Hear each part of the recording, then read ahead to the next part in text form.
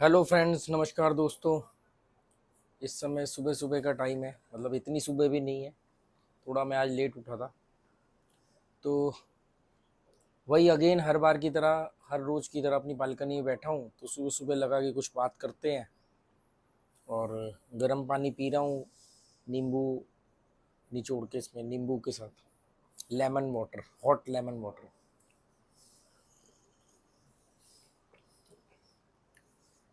तो जैसा कि आप लोगों ने मेरी लाइफ के में दिलचस्पी लेना शुरू किया है, और मैं कुछ एक्सपीरियंस शेयर करता हूँ जिसको आप लोग बहुत ज़्यादा गहराई तक 40-42 मिनट 50 मिनट तक देख रहे हो।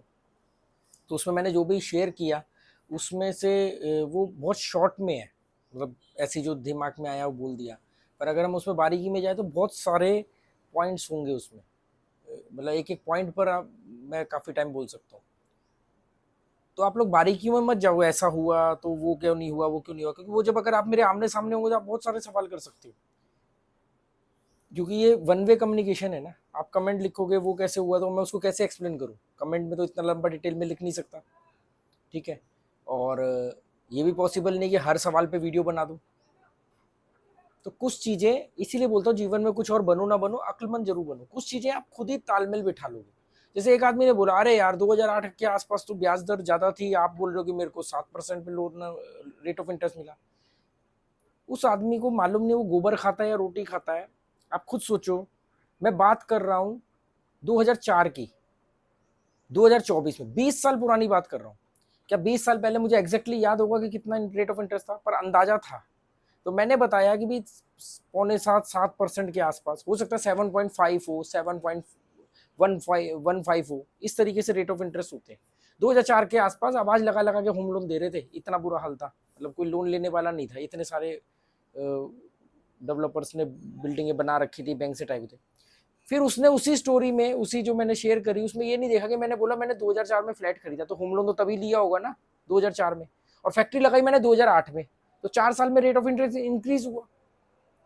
ऐसी बारीकी चीजों में जाओगे ना तो वो मीनिंग नहीं समझ पाओगे जो आप निकालना चाहिए।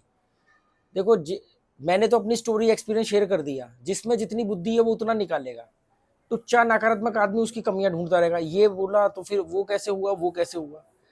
एक समझदार आदमी कहेगा यार मेरे को बारीकी में नहीं जाना है, क्योंकि ये आदमी 10 15 20 साल बाद की बात कर रहा है, और बैठे बैठे जनरली बात कर रहा है। बहुत सारी इसमें से पॉइंट स्किप हो गए होंगे जो अगली बार कभी याद आएंगे। आप कौन सा आमने सामने बैठे होगे, बैठ करके आप सवाल जवाब करोगे तो मैं हर एक चीज क्लियर कर दूँ।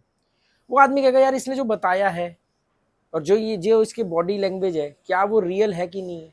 क्योंकि मैं झूठ नहीं इतनी लंबी देर बोल सकता, कोई भी नहीं बोल सकता। अगर मैं एक्टिंग करूं तो इतनी लंबी देर कोई नहीं बोल सकता। तो उसमें आप लोगों ने, एक मैंने बात बोली थी कि मेरे अंदर का अमिताभ बच्चन जाग जाता है। तो मुझे कई कमेंट आए कि यार वो अमिताभ बच्चन वाला जो आप बोलते हो कि भी मेरे अंदर का अमिताभ बच्चन जाग गया, उसके बारे में आप बात करो। या जो आपने, जब आपको पहली बार ऑफर आई यूट्यूब के लिए, मतलब वीडियो बनाने के लिए, स्पॉन्सर्स के लिए, स्पॉन्सर्स ने पहली बार आपको कांटेक्ट किया तो आपने क्या किया, कैसे मना किया, यहाँ तक कैसे पहुंचे। तो आज हम उस पर बात करते हैं कि अंदर का अमिताभ बच्चन कैसे जागता है, या मैं किसको बोलता हूँ अंदर का अमिताभ बच्चन। आप लोगों को ज्यादातर मालूम होगा अमिताभ बच्चन को एंग्री मैन कहते हैं। जब मैं ये कहता हूँ कि मेरे अंदर का अमिताभ बच्चन जाग जाता है, या जाग जाएगा, या जाग गया, तो अमिताभ बच्चन से मतलब कि एक एंग्री मैन, एक ऐसा आदमी जिसमें बहुत कूट कूट के स्वाभिमान भरा हुआ है, जो कभी समझौता नहीं करता है। उस मतलब वो आदमी, इसको लोग अहम कह सकते हैं, पर मैं उसको स्वाभिमान कहता हूँ। और अहम भी कोई गलत चीज नहीं है, अहम होने के लिए कुछ तो होना चाहिए ना। तो अंदर का अमिताभ बच्चन जाग जाना मतलब अंदर का वो आदमी जाग गया। जाग जाना मतलब जो फिर समझौता नहीं करता, फिर चाहे पूरी जिंदगी पलट पलट जाए पर समझौता नहीं करेगा, एंग्री मैन। तो हुआ ऐसा कि जब मनी इज नथिंग चैनल चला, अभी इसमें बहुत सारे पॉइंट्स हैं, मैं आने वाले दिनों में शेयर करूंगा। अगर आप लोग चाहोगे कि मैं कसिनो में की इंडस्ट्री लाइन में कैसे आया, तो आप लोगों को जान के हैरानी होगी कि मैं धर्म की वजह से कसिनो गैम्बलिंग में आया।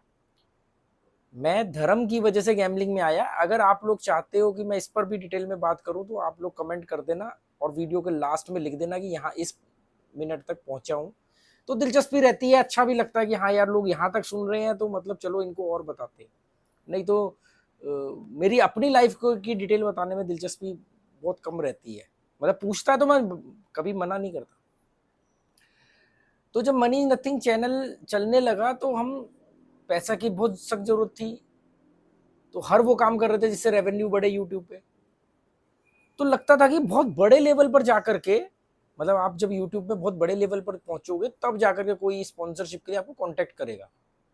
तो सोच के बहुत अजीब लगता था कि यार कभी कोई हमें कांटेक्ट करेगा कि अरे हम आपका चैनल देखते हैं और आप हमारे लिए वीडियो बनाओ, या हमारे प्रोडक्ट का नाम लो अपने चैनल पर, वीडियो पर, तो हम आपको पैसे देंगे। ये सोच के बड़ी अजीब लगता था, हैरानी होती थी कि ऐसा होगा, सच में होगा। और लगता था अगर होगा तो ट्रैवल एंड नॉलेज के लिए होगा, क्योंकि ट्रैवल एंड नॉलेज पर सब्सक्राइबर भी उस समय लगभग 50,000 प्लस हो चुके थे, 50 से 60 के बीच में थे। तो लगा था कि ट्रैवल एंड नॉलेज पे होगा। फिर ये सोचते थे कि यार कांटेक्ट कैसे करेगा बंदा, मैंने अपना कहीं नंबर तो छोड़ा नहीं है, वो कैसे कांटेक्ट करेगा, हमें कैसे मालूम पड़ेगा, अगर उसने कहीं मेल डाल भी दी तो हम कैसे उसको, मतलब हमें कैसे पता चलेगा, हम कौन सा रोज मेल चेक कर रहे हैं, वो मेल कहाँ डालेगा, कौन सी आईडी पे मेल डालेगा, ये ईमेल आईडी भी हमने नहीं छोड़ी हुई है। बीच में एक दौर ऐसा आया था कि मैंने कुछ टाइम के लिए अपना गूगल पे फोन पे नंबर तक दे दिया था, क्योंकि बहुत सारे लोग कह रहे थे हम आपको सपोर्ट करना चाहते हैं तो आप अपना गूगल पे फोन पे नंबर दो। पर मुझे फिर वो ठीक नहीं लगा और मैंने बाद में वो हटा दिया, कि मैंने कहा नहीं यार ऐसे पैसे नहीं लेने किसी से। तो क्या होता था, लोग कहते थे हम यूट्यूब के थ्रू नहीं देना चाहते, क्योंकि अगर हम यूट्यूब के थ्रू देंगे तो यूट्यूब का कट होगा बीच में, तो हम चाहते हैं, हम तो पहले छोटी रकम दे रहे हैं तो हम चाहते हैं कि आप तक पूरे पैसे पहुंचे। तो वो मुझसे इंस्टाग्राम पे कांटेक्ट करते थे, मैं उन्हें अपना नंबर दे देता था, गूगल पे नंबर, और उस पर वो कोई 100 रुपये, कोई 500 रुपये कभी कभी दे दिया करते थे। ऐसा नहीं कि रोज या बहुत सारे आने, कभी कभी कुछ ही लोग हैं और उनकी डिटेल्स है मेरे पास। अभी मैंने पिछले वीडियो में किसी ने मुझे वाइट बोर्ड के लिए पैसे भेजे थे, 500 रुपये, जिससे मैंने वाइट बोर्ड खरीदा था। तो मैंने नाम किसी और का लिया था। एक्चुअली में कहानी क्या है, उनका नाम रविंद्र रावत है, जिन्होंने मेरे को 500 रुपये का फ़ोन पे किया था। मैं आ रहा हूँ उसी पे जिस पे ये मैंने अमिताभ बच्चन वाले पे शुरू किया है। तो रविंद्र रावत जी ने मेरे को 500 रुपये का सुपर चैट कह रहा हूँ, सॉरी, फ़ोन पे किया था, और जिससे कि भी वाइट बोर्ड खरीद लो आप। और मैंने एक वीडियो में बोला कि मुझे रोहित शर्मा ने वाइट बोर्ड के लिए, सॉरी, वाइट बोर्ड नहीं, वाइट बोर्ड तो मुझे महाराष्ट्र के एक लड़के ने भेजा था, एग्जैक्टली मुझे याद नहीं किस जगह से भेजा था। यंग लड़का था, कॉलेज में था या कॉलेज जैसे उसने पास किया था, और उसने वाइट बोर्ड कोरियर किया था। मतलब अमेजोन पे होता है ना कि इस एड्रेस पर कोरियर वो गिफ्ट भेज दो, तो वो वाइट बोर्ड आया था। पर वाइट बोर्ड गिर रहा था, तो वाइट बोर्ड के स्टैंड के लिए 500 रुपये मुझे भेजे थे, फोन पे किए थे रविंद्र रावत ने। पर मैंने नाम लिया रोहित शर्मा का। उसमें ट्विस्ट क्या है मालूम है, उसमें ट्विस्ट ये है, मैंने गलती नहीं की, और मैंने उनको बोला कि सॉरी यार वो कंफ्यूजन की वजह से मैंने बोल दिया। तो रविंद्र रावत जी आप देख भी रहे होगे, ये हुआ ये था कि आपने जो 500 रुपये का फोन पे किया था, पैसों की जरूरत थी, तो उसका मैंने स्टैंड नहीं खरीदा था, वो पैसे मैंने अपनी पर्सनल जरूरत के लिए, मतलब अपने डेली दिनचर्या के लिए यूज किया। राशन वाशन कुछ ले लिया होगा 500 रुपये का कुछ। और उसी समय 1-2 दिन पहले या बाद में रोहित शर्मा ने मुझे बोला कि आप अपना एड्रेस भेजो, मैं आपको कोरियर करता हूँ अमेजोन से स्टैंड।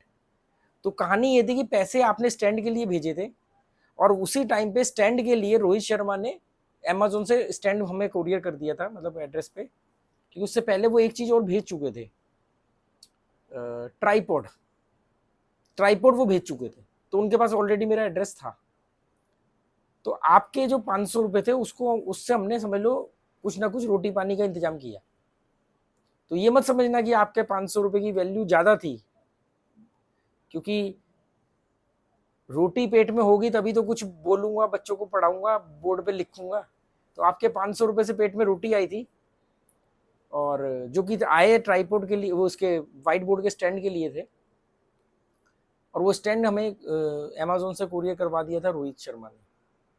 तो इससे ये मत समझना मतलब कि मैं उस समय वो इसलिए मेरे मुंह से रोहित शर्मा निकला क्योंकि मैं जनरली ऐसी गलती करता नहीं हूँ।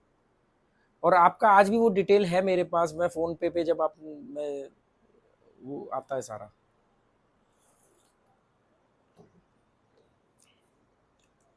क्या होता है, आप लोग दूर हो, उस तरफ हो, वन वे कम्युनिकेशन चल रहा है, तो सारी चीजें डिटेल में बात नहीं कर पाता, क्योंकि कैसे बात करेंगे। अब आते हैं बात वापस अमिताभ बच्चन पर। तो सोचते थे कि कैसे कोई कांटेक्ट करेगा, तो एक दिन मैं कसिनो में था, मजेस्टिक पैराडाइज में, उसी पोरवरिंग वाले में सबसे ज़्यादा जाता था। वापस आया मैं, तो मेरी वाइफ ने बोला कि एक मेल आई है, मुझे एग्जैक्टली याद नहीं, बोला या व्हाट्सएप पे मैसेज भेजा कि एक मेल आई है। अच्छा, एक चीज़ और मैं बताऊँ, उससे पहले कई मेल आनी शुरू हो गई थी। तो पहली मेल आई, बड़ा खुश हुए जी, कोई कह रहा है जी हमारे लिए आप एफिलेट कर दो। एफिलेट मार्केटिंग का मतलब होता है कि आप उनका लिंक शेयर कर दो, वो एक लिंक दे देंगे, उस लिंक से जो भी कोई आएगा उससे आपको कमीशन मिलेगा।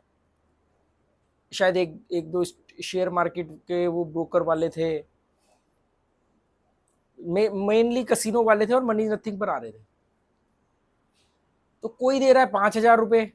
अच्छा, मैंने शुरू से बोला कि मैंने कहा ये कमीशन वमीशन वाला काम मेरे से नहीं होगा, मैं अनपढ़ गवार आदमी हूँ, मुझे तो ठेठ बुद्धि का आदमी हूँ, मुझे ये बता दो कि एक वीडियो बनाऊंगा, आपके नाम का बनाऊंगा, मुझे कितने पैसे दोगे।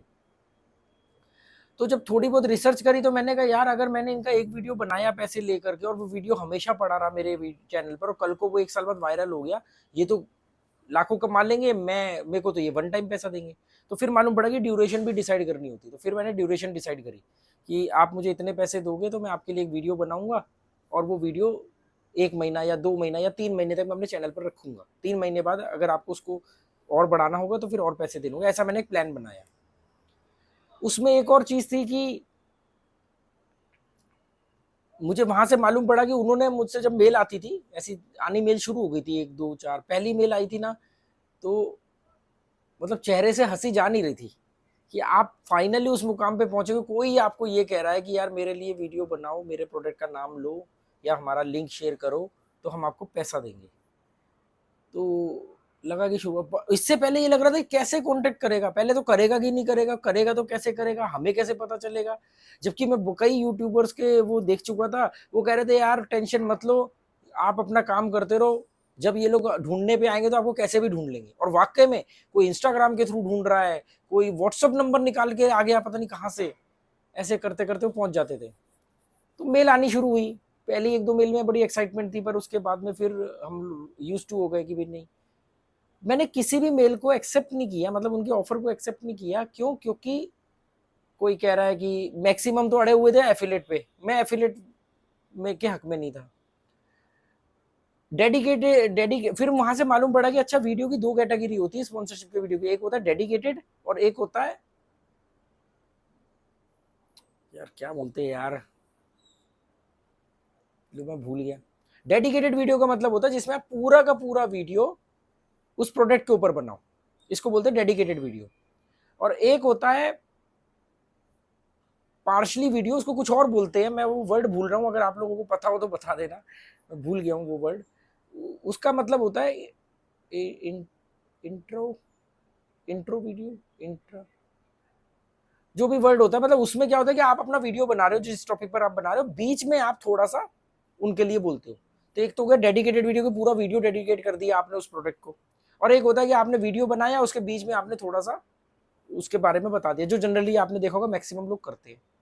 अब क्योंकि मैं हर काम बड़ी शिद्दत से करता हूँ, बहुत ज्यादा बोलता हूँ, तो मैंने कई बार कोशिश करी वो वीडियो बनाने की, मैं बना ही नहीं पाया, मैं पूरा का पूरा उसी प्रोडक्ट पर भूल गया, उन्हीं के ऊपर भूल गया, बना ही नहीं पाया। नाम स्किप कर गया यार, वो डेडिकेटेड वीडियो और चलो जो भी है। तो यहां से मालूम पड़ा कि 2 कैटेगरी होती है वीडियो की। तो उन्होंने पूछा आप अपने प्राइस बताओ, तो हम प्राइस बता रहे हैं उनको, हम पूछ रहे हैं आप कितने दोगे, तो कोई कह रहा है 5,000 देंगे, कोई कह रहा है, मैक्सिमम ऑफर जो आई थी मेरे पास 8,000 तक की आई थी, कि 8,000 रुपये हम आपको एक डेडिकेटेड वीडियो बनाने के दे सकते हैं मैक्सिमम। एक ही आदमी ने दी थी, वो भी कई सारी कंपनियों में से, और वो भी गेमिंग की कोई वेबसाइट थी या क्या था। एक सिंपल सा वो था कि सस्ते में नहीं बिकना है, सस्ते में नहीं बिकना है। अच्छा, घर का किराया 12,000, 8,000 रुपये कोई एक वीडियो के दे रहा है, 8-10 मिनट के वीडियो के, तो समझ लो किराए का इंतजाम हो गया एक तरह से। और मैं उसको मना कर रहा हूँ कि नहीं 8,000 कम है, मैंने कुछ भी उसको बढ़ा चढ़ा के रकम बोल दी होगी। तो उसने बोला नहीं नहीं, आपके जितने व्यूज आते हैं उसके हिसाब से हम आपको इससे ज़्यादा नहीं दे सकते। ठीक है जी, मना कर दिया। 15 दिन, 1 महीना बीत गया, लगा कि यार गलती तो नहीं कर दी है कि 8,000 रुपये मिल रहे थे वो चले गए। तो फिर फाइनली उसको दोबारा, अच्छा इसमें क्या होता था, हमारे व्हाट्सअप नंबर एक्सचेंज हो जाते थे, मेल पे हमने रिप्लाई कर दिया ठीक है, वो कहते थे अपना पर्सनल नंबर दो या व्हाट्सअप नंबर दो, तो हम व्हाट्सअप नंबर देते थे। तो मोस्टली एक व्हाट्सअप नंबर था हमारा जिसको हम शेयर करते थे। अब 1-1.5 महीने बाद मैंने उस आदमी को कांटेक्ट किया, मैं व्हाट्सएप पे मैसेज भेजा कि ओके हम 8,000 में एग्री है। उसने रिप्लाई ही नहीं किया। हमने कहा 10,000 डन, उसने कहा नहीं नहीं 8,000, और फिर उसने 8,000 मतलब ऐसे 2-3 दौर में बात चली, उसने फिर दिलचस्पी नहीं ली, उसने 8 भी नहीं दिए। हम 8 में राजी हुए, वो 8 में भी नहीं राजी हुआ। ठीक है, फिर एक दिन एक मेल आती है, ये जिसके मैं प्रमोशन का इस वीडियो बनाता हूँ, नाम बता करने का पैसा लेता हूँ उनसे, एक मेल आती है इनकी तरफ से। और मुझे अच्छी तरह याद है कि उस समय मेरे money is nothing but subscriber थे 900 कुछ सब्सक्राइबर थे। 900 कुछ सब्सक्राइबर पर एक मेल आती है मुझे, मैं और हम आपका चैनल देखते हैं, आपके वीडियोस देखते हैं, और बड़ा अच्छा लगता है कि भी मतलब हमें समझ में नहीं आ रहा है कि आप क्या बोल रहे हो, पर ये मालूम है कि जो बोल रहे हो वो बहुत शिद्दत से बोल रहे हो और लोग उससे बहुत देर तक कनेक्ट कर रहे हैं। ये उनकी रिसर्च, क्या होता है इन लोगों की टीमें होती हैं जो रिसर्च करती हैं, मार्केट में इन्फ्लुएंसर ढूंढती हैं। यूट्यूबर और इन्फ्लुएंसर में फर्क होता है। तो उसने पूछा कि आप हमारे लिए डेडिकेटेड वीडियो बनाने का कितना पैसा लोगे, और वो जो पार्ट वाला वीडियो होता है ना उसका कितना पैसा लोगे। मेरी वाइफ ने मुझे मैसेज किया कि मेल आई है, उसको क्या रिप्लाई करना है, और वो लग रहा है कि वो मतलब जिस हिसाब से वो बंदे ने लिखा है, अपनी डेजिग्नेशन बताई है, तो लग रहा है कि मतलब सीरियस है, कोई जेन्युइन बंदा है। मतलब ऐसे नहीं अफिलिएट मैनेजर होते हैं जो नॉर्मली कांटेक्ट करते हैं, गिड़गिड़ाते हैं। एक लड़की पीछे पड़ गई थी मेरे, कम से कम उसने 2-2.5 महीने तक पीछे पड़ के मेरे को फाइनली राजी करवाया। एक वेबसाइट थी बेट बेट करके, नाम भूल रहा हूँ मैं उसका, उसका फिर हमने फाइनली, उसने इतना वो, उसने मुझे एक लाइन बोली, कह रही मैं पाकिस्तान से हूँ ना, इसलिए आप मेरे साथ काम नहीं कर रहे हो। और मैंने कहा पहली बात तो मुझे पता ही नहीं कि तू पाकिस्तान से है, आज तूने बताया है। तो जब मुझे पता ही नहीं था कि तू पाकिस्तान से, तो मैं क्यों मना करूंगा। और मैंने कहा मुझे इस बात से फर्क नहीं पड़ता कि तू मुसलमान है या पाकिस्तान से, मुझे इससे कोई लेने देने नहीं है। फाइनली उसके लिए फिर मैंने एफिलेट के थ्रू उसने मुझे राजी किया। बहुत कई मतलब 1.5-2 महीने तक पीछे पड़ी थी हमने उसके लिए। बहुत उसने एक रिक्वेस्ट करी कि सिर्फ एक वीडियो बना दो, मेरा टारगेट नहीं पूरा हो रहा है, मेरे घर में पैसों की दिक्कत है, और ये वो, मतलब उसके साथ इतनी बातचीत हुई, इतना वो पीछे पड़ी रही कि फाइनली मेरी वाइफ ने बोला कि ठीक है यार एक वीडियो बना देते हैं इसके लिए। तो हमने फिर बना दिया उसके लिए एक वीडियो, और 1-1.5 महीने बाद वो वीडियो हमने डिलीट भी किया। उससे उसको काफ़ी फायदा हुआ, मतलब उसका टारगेट कंप्लीट हो गया। हमें भी कुछ 3-1 हज़ार रुपये मिल गए थे, 3-4 हज़ार रुपये मिल गए थे। और उसने मुझे पैसे एडवांस में दिलवाए वाया दुबई, क्योंकि डायरेक्ट वो भेज नहीं सकती थी, पता नहीं क्या वो था। मुझे दुबई से एक दिन कॉल आया कि फलाने फलाने किसी लेडी ने आपको पैसे भेजने को बोला है। मैंने मना कर दिया, मतलब वो पैसे दुबई से भिजवाए उसने, हमने मना कर दिया, पैसे आए नहीं हमारे पास। क्यों?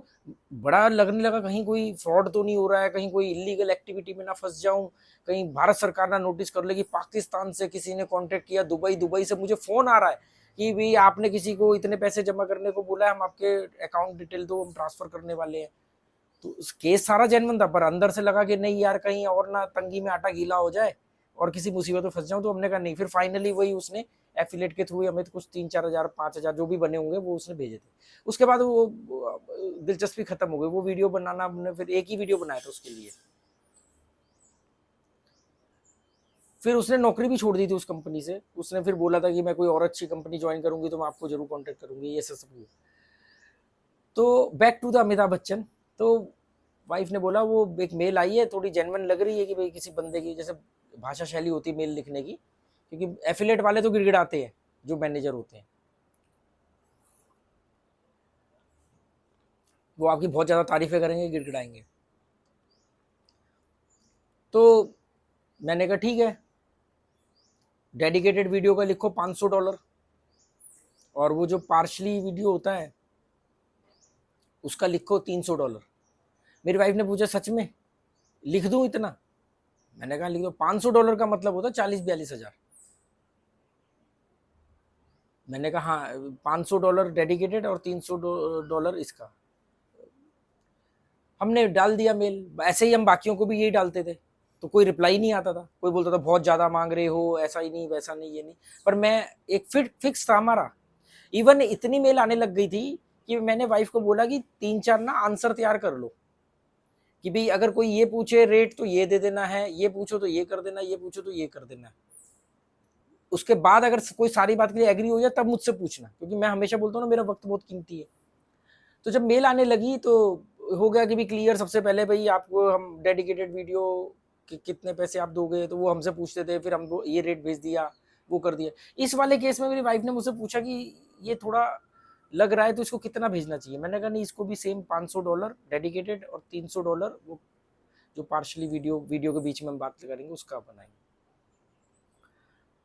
इसने वो आंसर वो रिप्लाई कर दिया मेल को। मैं शायद कसिनो में ही था, पोरबरिंग में। फिर इसका मैसेज आया कि वहां से जवाब आया ओके। मैंने कहा ओके लिखा उसने? कह रहे हाँ, उसने मेल में रिप्लाई आया ओके, और कहा है कि ठीक है अपना व्हाट्सएप नंबर शेयर करो फ्यूचर कम्युनिकेशन के लिए। तो मैंने कहा देख ले जेन्युइन है क्या? आपका $500 पे हाँ कर रहा है, मतलब 900 सब्सक्राइबर है, व्यूज भी कोई 1000 भी नहीं टच करते हैं, और ये आदमी मुझे $500 देने की बात कर रहा है, मतलब 500 और $300 को ओके कर रहा है। तो हमने व्हाट्सएप नंबर शेयर किया। फिर व्हाट्सएप पे उनका मैसेज आया कि हम चाहते हैं कि आप हमारे लिए एक डेडिकेटेड वीडियो बनाओ, और हम आपको $500 जो आपका प्राइस है, $500 हम आपको देंगे। इंग्लिश में कम्युनिकेशन चल रहा है। मैंने कहा इसको रिप्लाई कर कि ये वाला जो जवाब है ये मेल पे चल रहा था, व्हाट्सएप पे नहीं हुआ था। तो जब उसने लिखा ओके, तो हमने लिखा 50% पेमेंट एडवांस, 50% बिफोर पब्लिश, मतलब 50% तो पैसा हम एडवांस में लेंगे और 50% पैसा वीडियो पब्लिक करने से पहले लेंगे। और वीडियो का हम आपको एक वो भेज देंगे, एक होता ना लिंक, कि भी आप उस वीडियो को देख सकते हो, चेक कर लेना, आपको अच्छा लगेगा तो हम उसको पब्लिक करेंगे, अगर आपको अच्छा नहीं लगा तो हम दूसरा वीडियो बनाएंगे जो आपको सही लगेगा, तभी हम उसको पब्लिक करेंगे, पर पब्लिक करने से पहले पैसा एडवांस लेंगे। वहां से जवाब फिर आता okay share your WhatsApp number. फिर हमने व्हाट्सएप नंबर शेयर किया। अच्छा, मुझे यकीन नहीं हो रहा था कि कौन ऐसे देगा। वहां से उन्होंने बोला ठीक है आप ना हमारा ना डेडिकेटेड वीडियो बनाओ, मतलब $300 वाला नहीं, सीधा $500 वाला वीडियो एक बनाओ। मैंने कहा ओके। अच्छा, इस बंदे ने भी काफी जोर दिया कि हम ना एफिलेट पे काम करते हैं, आप एफिलेट में इससे कहीं ज्यादा कमाओगे और लंबे वक्त तक कमाओगे। मेरा सेम जवाब था कि भाई मुझे नहीं मालूम, मैं मोटी बुद्धि का हूं, मुझे तो भैया एक वीडियो का कितना पैसा दोगे वो बताओ, मैं इतना पैसा मांग रहा हूं। तो फाइनली इसने अपनी कंपनी में बात वगैरह करके, और फाइनली इसने बोला कि ऐसा हम करते नहीं है, पर मैंने अप्रूवल लिया है, हम आपको पैसा डेडिकेटेड वीडियो का देंगे, क्योंकि हम तो सिर्फ एफिलेट प्रोग्राम पे काम करते हैं। तो राजी हो गए। जब हमने बोला कि भी 500 मतलब 50% एडवांस और 50% वीडियो पब्लिक करने से पहले, तो ओके जवाब आया। फिर व्हाट्सएप पे बातचीत शुरू हुई, तो वहां से रिप्लाई आता है कि हमने अकाउंट डिटेल दी थी, उन्होंने एक हमारा अकाउंट बनाया था, उनके पोर्टल पे होता है उनके पार्टनर का अकाउंट, तो वहां से मैं पैसा जब मर्जी विड्रॉल कर सकता हूँ। उसने मुझे रिप्लाई क्या किया कि मैंने 500 अकाउंट्स डिपार्टमेंट को बोल दिया है $500 आपके अकाउंट में जमा हो गए हैं। कौन से अकाउंट में? जो उनके पोर्टल पे अकाउंट में होते हैं। पासवर्ड उन्होंने मुझे दे दिया, यूजर नेम पासवर्ड, कि ये आपके अकाउंट में हमने $500 जमा कर दिए हैं, आप 50% अभी निकाल लो और 50% पब्लिक करने से पहले निकाल लेना। मतलब उन्होंने पूरे जमा कर दिए। मैंने कहा चेक कर सच में जमा किए हैं? इसने कहा हाँ वो पासवर्ड वगैरह डाला, हाँ जमा तो कर दिए। मैंने कहा इसको 50% ट्रांसफर करके देखो कहीं सच में डमी पैसे ना हो, सच में आते भी हैं अकाउंट में। तो मेरी वाइफ ने वो $500 का 50% जो है $250 ट्रांसफर किया हमारे अकाउंट में, वो आ गए। और सोचो जो आदमी किराए की जंग लड़ रहा हो उसको $250 ट्रांसफर हो गए और $250 उसके पड़े हुए हैं। बस वीडियो बनाया बहुत शिद्दत के साथ, जैसे क्योंकि वो वीडियो बनाया और मैंने कई बार सोचा कि मैं पार्शली वीडियो बनाऊं, मैं बना ही नहीं पाया, मैं बना ही नहीं सकता। तो वीडियो बनाया $500 वाला, उसका पैसे भी $500 वाले ही वीडियो के आए हुए थे, डेडिकेटेड वीडियो के। डेडिकेटेड वीडियो बनाया, उसको बोला कि आप वीडियो देखना चाहोगे, मैं वीडियो का लिंक आपको भेज रहा हूँ, उसके बाद पब्लिक करूंगा। उसने बोला नहीं, आप पब्लिक कर दो और अपने बैलेंस पैसे निकाल लो, ट्रांसफर कर लो। मैंने कहा इतना ट्रस्ट। मैंने वीडियो पब्लिक किया और अपने बैलेंस $250 निकाल लिए। तो अपने पास $500 आ गए। $500 का मतलब 40-42 हज़ार रुपये अकाउंट में आ गए और 2 दिन में, और सब कुछ एकदम बढ़िया लगने लगा। ठीक है जी। अब एक चिंता कहो या थोड़ा सा एक भाव ये आ रहा था कि वीडियो ने अगर परफॉर्म अच्छा नहीं किया, इनको वीडियो अच्छा नहीं लगा, क्योंकि ये तो पहले ही इंटरेस्टेड थे एफिलिएट में। एफिलिएट में क्या होता है कि इनकी कोई टेंशन नहीं होती, आप जितना आपका वीडियो चलेगा उतना आपको कमीशन मिलेगा। दोबारा ये वीडियो बनवाएंगे नहीं बनवाएंगे, मैंने कहा चल नहीं भी बनवाएंगे, कम से कम 10,000 की एवरेज भी लगाएगा तो 4 महीने का तो तेरे पास 12,000 किराया, 10,000 रुपये पर महीने के हिसाब से तो तेरे पास 4 महीने के लिए तो सपोर्ट मिल गया ना, कोई दिक्कत नहीं। 1 हफ्ता बीत गया, कोई कॉन्टेक्ट नहीं। 2 हफ्ता बीत गया, कोई कम्युनिकेशन नहीं, व्हाट्सएप पे कोई कम्युनिकेशन नहीं। अब मैं सोच रहा था, मैंने कहा इसको एक मैसेज भेजता हूँ हेलो हाय का, और उसके बाद पूछता हूँ कि भी मतलब अपने अमिताभ बच्चन को थोड़ा कमज़ोर करता हूँ और ये कहूँगा कि भाई आप और वीडियो बनाना चाहते हो, मतलब भाई पैसों की ज़रूरत है। 2 हफ्ते बीत गए, तीसरा हफ्ता था, कोई कांटेक्ट नहीं, कोई कुछ नहीं। पूरा पेशेंस रखा, पेशेंस मुझ में ज़्यादा है नहीं पर फिर भी मैंने रखा, क्या करें। अब वो 40,000 तो ख़त्म होने ही थे कभी ना कभी, तो ये भी एक था कि यार कैसे करोगे तुम। तो मैं सोच रहा था कि मैं इनको कांटेक्ट करूं कि हेलो हाउ आर यू, और आप मतलब और वीडियो बनवाना चाहते हो, ऐसा कुछ बोलूं। अब हिम्मत कर रहा था क्योंकि मेरे लिए बट झुकना बहुत मुश्किल होता है, मैं जल्दी झुकता नहीं, वही अमिताभ बच्चन अड़ के खड़ा हो जाता है, एंग्री मैन। मैं ये सोच रहा था जिन दिनों में, 2-3 दिन में ये सोच रहा था कि कैसे कांटेक्ट करूं, क्या हुआ, फ़ायदा हुआ इनको, नहीं हुआ। वहाँ से रिप्लाई आता है hello partner how are you, I hope you are good, और लाइक दिस, वो जो यूरोपियंस की जो एक कम्युनिकेशन लैंग्वेज होती है। तो हम तो फिर चौड़े हो गए, तो हमने कहा ठीक है जी, बहुत बढ़िया, सब कुछ ओके। वहाँ से फिर सब आता है कमेंट कि हम आपके साथ और काम करना चाहते हैं, हम चाहते हैं कि आप और वीडियो बनाओ, पर क्या आप हमारे साथ एफिलेट प्रोग्राम में जुड़ोगे। मैंने कहा नहीं, एफिलेट वेफिलेट का मेरे को नहीं मालूम, मुझे तो एक वीडियो का पैसा चाहिए। और मैंने कहा यार एक वीडियो का तो $500 देंगे। मैंने उनको बोला मैं ना 2 वीडियो बनाऊंगा आपके लिए, एक वीडियो में कि भी आपके नाम के बारे में बताऊंगा, दूसरे वीडियो में लोग, आपका जो पोर्टल है थोड़ा टफ है, आसानी से लोग अकाउंट नहीं बना पाते हैं, तो एक वीडियो में मैं अकाउंट कैसे बनाना है, क्योंकि अनपढ़ गवार लोग जो होते हैं, गाँव के बहुत सारे ऐसे लोग होते हैं जो बहुत कम पढ़े लिखे होते हैं, पर उनको जुए का आदत पड़ी है या ये ऑनलाइन गेम वगैरह की, पर उनको मालूम नहीं कहाँ क्लिक करना है, क्या करना है। तो मैंने कहा एक ट्यूटोरियल वीडियो टाइप का मैं बनाऊंगा। इसके पीछे मेरी वजह ये थी कि यार 2 वीडियो बनेंगे तो कम से कम $1,000 तो आएंगे। फिर जवाब आता है ओके आप बना दो 2 वीडियो। कोशिश उन्होंने फिर करी कि यार एफिलेट में आ जाओ, मैंने कहा नहीं एफिलेट में नहीं आऊंगा। 2 वीडियो बनाए और सेम उन्होंने वही किया, $1,000 मेरे अपने पोर्टल में जो मेरा अकाउंट बनाया था उसमें जमा कर दिया। उसने कहा एक वीडियो बना के पब्लिक कर देना, 500 निकाल लेना, फिर जब दूसरा वीडियो 2 दिन बाद करो तो $500 तब निकाल लेना। सेम वही हुआ। ऐसे करके ये चीजें जुड़नी शुरू हुई। चैनल चल रहा था, साथ में वीडियो और भी डाल रहा था। वो लोग बड़ा इंप्रेस हुए थे कि कोई आदमी गैमलिंग को लेकर के व्हाइट बोर्ड लगा करके कैसे सिखा सकता है, वो भी अपने घर में बैठ करके। वहां से सिलसिला शुरू हुआ।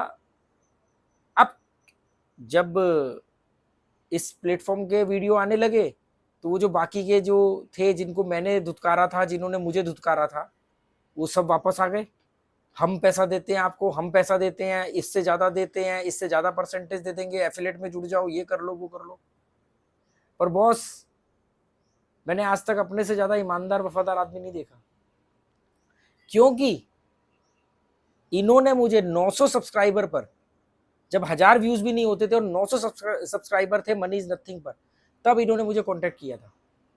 जिस समय मुझे सबसे ज्यादा जरूरत थी पैसों की, उस समय इन्होंने मुझे कांटेक्ट किया, मेरी वैल्यू पहचानी और मुझे मेरी मुंह मांगी रकम दी। आज मुझे इनसे दुगनी, 3 गुनी या कुछ 4 गुनी ऑफर तक भी है। पहले तो हम मेल खोल के रिप्लाई करते थे कि no we are not interested, अब तो मेल ही नहीं ओपन करते। अगर मैं उन अमाउंट्स पे जाऊं तो महीने का 20-25 लाख रुपया होता है। पर आज तक इनके साथ जुड़ने के बाद, क्योंकि आज मैं पैसा तो किसी से भी ज्यादा ले लूंगा, दुगना ले लूंगा, 3 गुना ले लूंगा, वो वक्त कहां से लाऊंगा जिस वक्त में इन्होंने मुझे पहचाना। वो आज भी मुझे कहते हमें हिंदी नहीं आती, पर हम बड़ी, हमारे अंदर क्यूरियोसिटी रहती है कि हम जाने कि आप क्या बोल रहे हो, कि कोई आदमी क्या बोल रहा है। अभी थोड़े दिन पहले उन्होंने मेरे को बोला, कह रहे हमारी टीम में 1-2 लोग हैं जो इंडिया को संभालते हैं, उन्हें हिंदी आती है, वो हम लोग हंसते हैं लंच पे, हम साथ में बैठते हैं, कि वो मुझे बताते हैं कि आप ये बोल रहे हो कि जुआ छोड़ दो, और जब आप पैसा लेकर के हमारा वीडियो बनाते हो तो उस वीडियो में भी बोलते हो कि ये जो जिस साइड का मैं नाम बता रहा हूँ, ये साइड भी जुए का अड्डा है, आप यहाँ पे भी बर्बाद हो जाओगे। ये मत सोचना कि मैंने नाम बताया तो आप यहाँ पर हम जीत जाओगे, बड़ी रकमें जीत जाओगे। मतलब हम हंसते हैं कि यार ये आदमी हमसे पैसा लेकर के हमारा वीडियो बना रहा है, हमारा नाम बताने का हमसे पैसा चार्ज कर रहा है, और अच्छा खासा पैसा चार्ज कर रहा है, और उस वीडियो के अंदर ये बोलता है कि दोस्तों ये भी जुए का अड्डा है, यहाँ पे आना है नहीं आना है आपकी मर्जी, और यहाँ पर भी आप बर्बाद हो सकते हैं। कह रहे ऐसा तो हमने कभी नहीं देखा कि हमारे से कोई पैसा लेकर के वीडियो बना रहा है और हमारे को भी जुए का अड्डा बोल रहा है और बर्बाद हो जाओगे यहाँ पे बोल रहा है। इन्हें जब पहली बार मालूम पड़ा, जबकि मैंने जब इनके लिए वीडियो बनाया तो ये बोल करके बनाया कि मैंने ये वीडियो का पैसा लिया है और पैसा लेकर के वीडियो बना रहा हूँ, ये भी जुए का अड्डा है। तो ये इतने हैरान हुए, इतने सीरियस हुए, इनका मेरे पास व्हाट्सएप पे मैसेज आया कि आपने ये बोला, इससे तो आपकी ऑडियंस जो है वो भाग जाएगी, और ऐसे तो ये होगा वो होगा। मैंने कहा बॉस, मुझे पैसों की जरूरत है, इसलिए उसके लिए मुझे जो करना है मैंने वो किया, पर मेरी जो मॉरलिटी बोलते ना उसको, वो जो कह रही है कि डंके की चोट पे कर, जो काम करना है बता के करना, कि हाँ भाई पैसा लेके वीडियो बना रहा हूँ, मुझे भी पैसा चाहिए, मुझे भी अच्छा फोन लेना है, मुझे भी ट्राइपॉड चाहिए, मुझे भी गिम्बल चाहिए, मुझे भी घर में रोटी चाहिए। क्योंकि जो लोग जुआ खेल रहे हैं वो भी समाज के उद्धार के लिए तो नहीं खेल रहे ना, वो भी तो अपने मुनाफे के लिए खेल रहे हैं। मुनाफा नहीं हो रहा है वो बात अलग है, पर खेल तो मुनाफे के लिए रहे ना, अपने निजी मुनाफे के लिए खेल रहे हैं। तो इसलिए मैं भी ये कर रहा हूं, पर मुझे उनको आगाह भी करना है। जो सरकार भी काम करती है, सिगरेट भी बेचती है और सिगरेट पे कैंसर की फोटो भी लगाती है। तो वो बड़े हैरान हुए। अच्छा, एक और मजेदार बात बता दो अमिताभ बच्चन वाली, कि अंदर का अमिताभ बच्चन बार बार जाग जाता है। सब कुछ ठीक चलने लगा, 2-4 महीने 5 महीने हो गए, उनका व्हाट्सएप पे मैसेज आता है कि हम आपसे बात करना चाहते हैं फोन पे, मतलब कॉल करना चाहते हैं, ऑडियो कॉल। मालूम है मैं उनको क्या बोलता हूँ? मैं उनको बोलता हूँ नहीं, अभी मतलब मैं इंटरेस्टेड नहीं हूँ, अभी जो चैट चल रही है वही चैट चलेगी, अभी मैं इंटरेस्टेड नहीं हूँ। आने वाले दिनों में मुझे लगेगा कि मुझे आपसे बात करनी चाहिए तो हम बात करेंगे। मतलब जिससे मैं पैसे ले रहा हूँ, जिसके साथ मैं काम कर रहा हूँ, जिससे अच्छे खासे पैसे आ रहे हैं, अब घर की सिचुएशंस चेंज हो रही है, लोग जान रहे हैं, सब कुछ हो रहा है, उस आदमी को मैं, उस कंपनी को कहो या ऑर्गेनाइजेशन को कहो, मैं ये कह रहा हूँ कि अभी मैं बात नहीं कर सकता। वो इतने हैरान हुए, कह रहे हम लोग ना, मतलब कह रहे कि वो बंदा जो मुझे कांटेक्ट करता है वो कहता है मैं हर एक लोगों से बात नहीं करता हूँ, मतलब उसकी डेजिग्नेशन बड़ी है उस कंपनी में। कह रहा मैं बहुत कुछ ही लोग हैं जिनसे मैं डायरेक्ट बात करता हूँ, और मैंने जब लोगों को बताया कि इंडिया में एक आदमी है जो हमसे पैसा ले रहा है, अपनी शर्तों पे काम कर रहा है, और मैंने उसको बोला कि मैं बात करना चाहता हूँ, तो बोलता है अभी नहीं, जब सही समय आएगा तो मैं बताऊंगा कि कब बात करनी है। आपको मालूम है सही समय कब आया? 1 साल बाद। 1 साल बाद जा करके उनके कई रिक्वेस्ट करने के बाद मैंने उनको बोला कि ठीक है, आप मुझे कॉल कर सकते हो। कॉल पर बात होनी शुरू हुई। अब उनका एक्सेंट यूरोपियन था, फिर भी मतलब समझ लो 50-60% तो बात समझ ही नहीं आती थी वो क्या बोल रहे हैं, पर फिर भी जो थोड़ा बहुत समझ में आता था मैं रिप्लाई कर देता था। मतलब मैं अपनी बात समझाने में कामयाब हो जाता था, उनकी भले समझ में कम आए। 3 महीने तक ऑडियो कॉल का सिलसिला चला और वो मुझे कहते रहे कि हम आपसे वीडियो जूम मीटिंग करना चाहते हैं, जूम मीटिंग करना चाहते हैं। उसके 3-4 महीने बाद जाकर के मैंने जूम मीटिंग के लिए अलाउ किया उनको। अब कभी कभी अभी भी रिक्वेस्ट करते तब जाके मैं जूम मीटिंग का टाइम देता हूं उनको।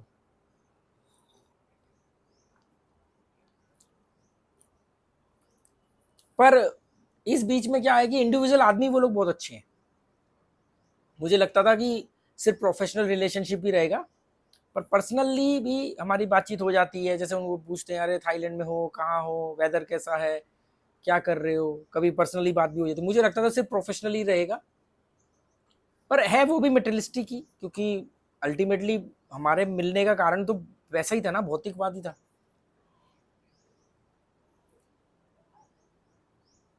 तो आज भी मुझे हैरानी होती है कि जिस समय घर में राशन नहीं है और मैं कह रहा हूँ $500 लूंगा, वो मुझे कह रहे हैं हम आपसे बात करना चाहते हैं। मैं बोलता हूँ अभी वक्त, अभी सही समय नहीं है, जब टाइम आएगा मुझे लगेगा तो मैं बोलूंगा, तब आप मुझसे बात कर सकते हो। जूम मीटिंग के लिए उसके 3 महीने बाद मैंने अलाउ किया। आप लोगों को मालूम है मैंने कार कैसे खरीदी थी? ये होंडा में मेरे घर में डिलीवरी हुई थी कार की। मुझे उन्होंने बोला सर कार के सब कुछ रेडी है, कब आ रहे हो आप डिलीवरी लेने? मैंने कहा मैं क्यों आऊंगा लेने, ₹250 का पिज्जा तो मैं घर पे मंगवाता हूँ, 10 लाख की कार के लिए मैं तुम्हारे शोरूम के आके खड़ा आकर खड़ा हूँगा? मुझे गाड़ी घर में डिलीवरी चाहिए। वो इतने हैरान हुए, कह रहे आज तक हमने ऐसा बंदा नहीं देखा जो कार की डिलीवरी घर में मंगाता। मैंने कहा आप ना हायर मिडिल क्लास लोगों को ही आपने गाड़ियां बेची हैं। जिस दिन आप मर्सिडीज BMW बेचोगे ना, तो वो गाड़ियां घर में ही डिलीवर होती है। कभी इमेजिन कर सकते हो मर्सिडीज खरीदने क्या है? और खैर अब तो मर्सिडीज भी अंगले कंगले खरीद रहे हैं, पर अगर जो रियल जो होगा रिच आदमी, वो गाड़ी खरीदेगा क्यों? अपने घर में डिलीवरी मंगवाएगा ना। तो महंगी गाड़ी को डिलीवरी घरों में ही होती है। सोचो कोई अंबानी हेलीकॉप्टर खरीदने गया है और वो वहां बैठा हुआ है, जी क्या हुआ जी, गेट पास बन रहा है हेलीकॉप्टर का, सर आपकी पेमेंट का वो अप्रूवल आ गया है, बस गेट पास बन रहा है, अभी थोड़ी देर में आप प्लीज वेट करो, चाय पियोगे, कॉफी पियोगे? अंबानी बैठा हुआ है जी, क्या हुआ? चॉपर की डिलीवरी लेने आया हूँ, रिश्तेदारों को फोन कर रहा है, हाँ हाँ हाँ, अरे वो हेलीकॉप्टर लिया ना एक। सोचो आप कैसा लग रहा है? कुछ अटपटा सा लग रहा है? आपको मालूम है राजा लोग जो कैसे ज्वेलरी खरीदते थे? ज्वेलरी शॉप पे नहीं जाते थे, ज्वेलर्स उनके यहाँ, जौहरी आते थे उनके यहाँ, सर ये आया है जी राजा जी, ये नए डिजाइन आए हैं, बताओ कौन सा खरीदोगे आप? तो गाड़ी की डिलीवरी मैंने घर मंगवाई थी। ऐसे बहुत सारे हैं मेरे किस्से अमिताभ बच्चन वाले, शुरू से हैं। ऐसा नहीं कि ये कोई अब आया। अभी आप लोग इसको एरोगेंस कह सकते हो, पर ये एटीट्यूड है जो कुछ होने के बाद आता है। एटीट्यूड और एरोगेंस में बहुत थिन लेयर है। तो नकारात्मक लोगों को ये एरोगेंस लगेगा, सकारात्मक लोगों को लगेगा यार ये जीवन जीने का अंदाज है, एटीट्यूड है।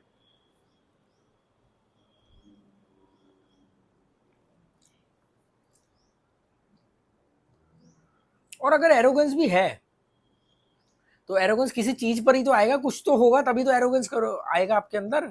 घमंड आने, लोग बोलेंगे कि अरे घमंड हो गया है। अरे भाई घमंड के लिए कुछ तो होना चाहिए ना जिस पर आप घमंड कर सको। तो पहले तो ये, अगर आप कह रहे हो कि घमंडी है तो इसका मतलब क्लियर है कि आप ये मानते हो कि कुछ तो है जिस पे घमंड कर रहा है। जिसे आप घमंड कह रहे हो मैं उसे गर्व कहता हूँ। सेम ऐसे ही बिग बाजार की स्टोरी भी बताऊंगा आपको अगर आप लोग चाहोगे तो। बिग बाजार में कैसे मैंने बिग बाजार में एंट्री करी, कैसे एक बिग बाजार से पूरे दिल्ली एनसीआर के 26 बिग बाजार का मैं अकेला रजिस्टर्ड वेंडर बना। मुझे धमकियां आई, गालियां सुनने को मिली, बहुत संघर्ष करना पड़ा और वहां पे मैं टिका रहा। और फाइनली हर महीने 2-2.5 लाख रुपए महीना मैं प्रॉफिट, 2 से 2.5 लाख रुपए का प्रॉफिट कमाता था। 6-7 लाख रुपए की बिलिंग होती थी हर महीने, उसमें 30% के आसपास का मेरा प्रॉफिट होता था, 30-35% डिपेंड करता था ऑर्डर पे। तो 2-2.5 लाख रुपए महीना घर में बैठे बैठे कमाते हुए मैंने एक दिन अपनी वाइफ को बोला कि मेल भेज दो और बंद कर दो इसको। एक हफ्ता तक तो उसने मेल ही नहीं भेजी। उसको समझाया, फिर वो राजी हुई और उसने मेल भेजी कि हमें नहीं काम करना। वो हिल गए, वो कह रहे यार पागल हो क्या तुम, मतलब इतना बड़ा हमने आपको ऑर्डर दे रखा है और आप कह रहे हो कि हमें काम ही नहीं करना है। कह रहे लोग यहाँ पर चक्कर काटते हैं रिश्वत ले लेकर के। कौन? नॉर्थ जोन का हेड ये बात बोल रहा है।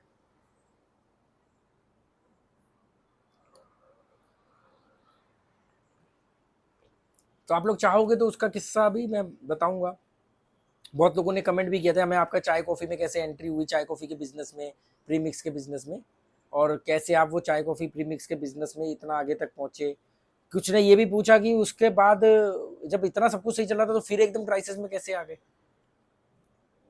तो ये कोई एक दिन की घटना नहीं है ना। आपने बिज़नेस जब बंद किया और गोवा शिफ्ट होने में 2 साल लगे। 2018 में बिज़नेस सेल किया, बंद किया, गोवा में शिफ्ट हुआ 2020 अक्टूबर में। तो इस बीच का जो 2 साल का वक़्त था, उस 2 साल में पैसे खत्म होने भी थे। तो ऐसी बहुत सारी चीज़ें हैं जो धीरे-धीरे मैं शेयर करूँगा। आप लोग मुझे बोलते रहना, कमेंट करके बताते रहना, जो पॉइंट वैलिड होंगे मैं उस पर ज़रूर अपना एक्सपीरियंस जो भी मैंने ज़िंदगी जी है शेयर करूँगा। जो लोग यहाँ 40 मिनट तक पहुँचे वो लिख देना कि भी इतने मिनट तक हमने वीडियो देखा है। तो ये था मेरा कैसे मैं कोविड के बाद, वहाँ तक तो मैंने बता दिया था, मनी इज़ नथिंग चैनल बनाया और वो थोड़ा चलने लगे, स्पॉन्सरशिप बता दिया था कि पैसे मिलने लगे थे। कैसे मिलने लगे और क्यों मैं एक ही के साथ जुड़ा हुआ हूँ, कैसे मैं हर महीने 20-25 लाख की ऑफर को मना करता हूँ, क्योंकि आज भी हर महीने कम से कम 35-40 मेल आती हैं जो मुँह मांगी रकम देने को तैयार है, जो हर शर्त पे मेरे साथ काम करने को तैयार है। और अब तो हम मेल ओपन भी नहीं करते हैं। पहले तो फिर भी ये था कि ओपन करके मना कर देते थे कि नहीं नहीं we are not interested now, ऐसे करके। ना कहना आना चाहिए बॉस। और पैसे की एक औकात है, उससे ऊपर पैसे की कोई औकात ही नहीं है। जितनी उसकी औकात है उसके ऊपर उसकी कोई औकात नहीं है। तो होता ये है कि जितनी उसकी औकात है और जितनी मेरे को जरूरत है वहां से उसके ऊपर पैसा कचरा है, इसलिए मैं परवाह भी नहीं करता। अभी चाहे वो प्लेटफॉर्म चले जाए जहां से मुझे पैसा आता है, यूट्यूब चले जाए, मुझे कोई दिक्कत नहीं है, क्योंकि अब लेवल वो आ चुका है कि अब मुझे मालूम है कैसे खड़ा होना है, कहाँ खड़ा होना है। कोई डर ही खत्म हो गया ना पैसों को लेके। फिर थोड़ा दौर आएगा, फिर वही होंगे कि पैसे नहीं होंगे, फिर खड़े हो जाएंगे। इससे ज्यादा क्या होगा, यही तो होगा। लोग बोलते हैं ना, अरे घमंड कर रहा है, एक दिन ये होगा, एक दिन फिर नीचे आएगा। अरे यही तो होगा जो हुआ था, कि फिर जेब खाली होगी, फिर दोस्तों से मांग लूंगा पैसे। इस बार तो शायद थोड़े ज्यादा मिल जाए। इससे बुरा थोड़ी होगा, यही तो होगा। और ये बुरा थोड़ी था, इसने तो मुझे अपग्रेड किया। मैंने कभी नहीं बोला कि मेरा खराब दौर है, बुरा दौर था। इसमें तो मैंने लोग पहचाने, अपने आप को अपग्रेड किया। अंदर का अमिताभ बच्चन और स्ट्रांग हो गया।